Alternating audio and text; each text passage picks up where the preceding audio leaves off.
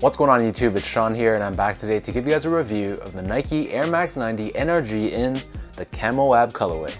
These dropped in mid-November for a retail price of $135 US or $185 here in Canada. So the official colorway for this shoe is Desert Sand and Black, and this sneaker draws inspiration from the classic Nike Air Moab, part of Nike's All Conditions gear line. So this continues another strong release of the Nike Air Max 90 model. And I gotta say, throughout 2019, there's been a ton of heat Air Max 90s that have dropped. With next year being the 30th anniversary of the model, I'm very curious to see what direction they take this shoe in 2020. So diving straight in, although the color scheme of the shoe is inspired by the Air Moab, if you compare the two, you'll notice that these Air Max 90s have this beige tone to it, which gives it much more of an earthy and outdoorsy feel. Taking a look at the toe box area of the shoe, so this is constructed out of a beige colored nylon, and then surrounding the frontal edge of the toe box, we have a sand colored leather, which have these graphics which are lasered out, which resembles the look of rocks or even like a map. Overlaid on top of this, we have the mud guard, which is constructed out of a hairy suede in this light brown color. Looking at the eye stays of the shoe, so the bottom one is done in this obsidian or navy blue color, and then the top one is done in this burnt orange tone. On top of this, we have the quarter panel, which is again done in that lasered out leather, and then stitched on top of this, we have a black Nike swoosh. In terms of laces, so these come with a flat style lace in this sand color and it has 3M hits found throughout. Underneath this, we have a tongue, which is constructed out of nylon, and at the very top, we have this leather tag, which has the Nike Air Max branding lasered out in the center. As we move along towards the back end of the shoe, so a section of the mudguard is cut out and then it reveals underneath this Air Max branding in blue and black. So the suede mudguard covers the back heel as well, and then stitched on top, we have this rubberized heel cup with the Nike Air branding done in black. Pulling out the insoles, so these come with your standard Nike insole. This time it's done in this navy or obsidian color with Nike Air branding stamped on the heel. So the upper of these Air Max 90s sits atop this midsole, which is done in this dark gray, almost black looking color. Underneath the heel though, we have this hit of this burnt orange color and this window that exposes the Air Max unit found within the midsole. Flipping these guys over to the bottom, so here we have your outsole.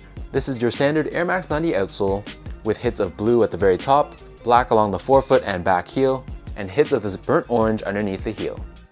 So in terms of sizing, my feet measures as a true size 10, slightly on the wider side, and I usually wear between a 10 or a 10.5 in most of my Air Max 90s. So for these guys, I picked these up in a size 10 and they fit me perfectly. There's no need, in my opinion, to go up a half size, and sticking with your actual measured foot size should be perfect for this pair. Next up, from a comfort standpoint, so I was actually pleasantly surprised by the comfort on this shoe. It's actually noticeable that the midsole material is softer than the standard Air Max 90s. So I don't know exactly the reason behind this or if this was intentional or not, but the underfoot feeling of this pair was noticeably softer, and as a result, I felt like it was very, very comfortable. Last but not least, from a quality and craftsmanship standpoint, I was pretty happy with this pair. The materials felt pretty nice, especially the suede mudguard and the leather on the toe box and quarter panel, and I had zero issues with the actual craftsmanship and the build of this shoe.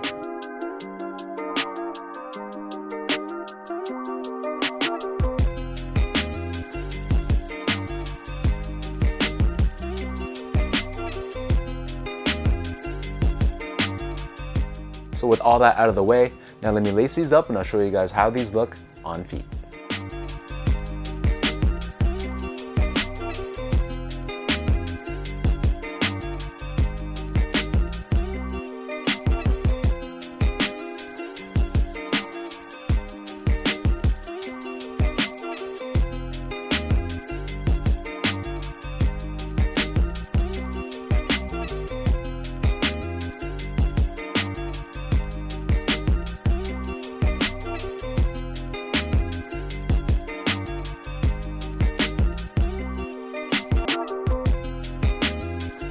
Since I first saw pictures of this shoe, I was already a fan.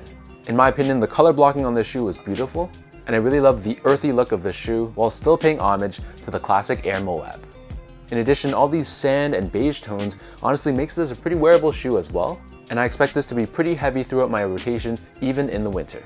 So let me know in the comment section down below how you guys feel about these Air Max 90 NRG Camo Wab. Are you guys feeling the look and the colors of this shoe, or was this a pass for you? If you guys like this video, be sure to like, comment, and subscribe. Give me a follow on my Instagram at sgo8. Check out my Twitter at sean.go, and visit my website as well at seango.ca. So until next time, thank you guys so much for tuning in. Hopefully you guys enjoyed this video, and I'll catch you guys in the next one.